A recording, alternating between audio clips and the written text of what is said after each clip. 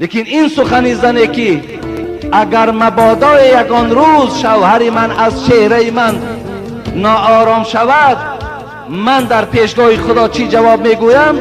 امروز از روی شکایت هایی که به من می آید من همین مقایسه کردنی هستم که امروز زنهای ما میدانم که از حساب نادانی است،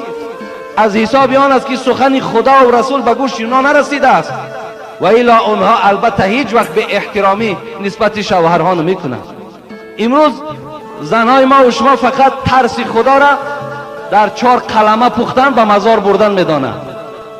یا یک شیربرین یا یک آتله پخته و در همسایه دادن میدانند،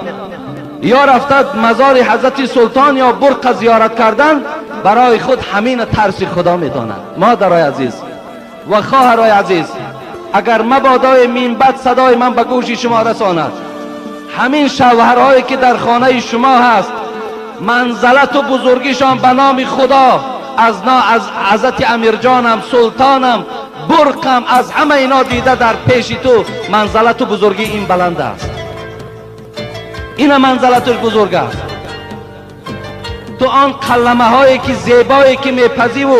من میدانم به نیت خوب میپذی، تو به اخلاص میپذی، لیکن همونا را در پیش همین بزرگوار که شوهری توست گذار، همین خورد در حق دعا کند، انشاءالله تو بیشک جنتی.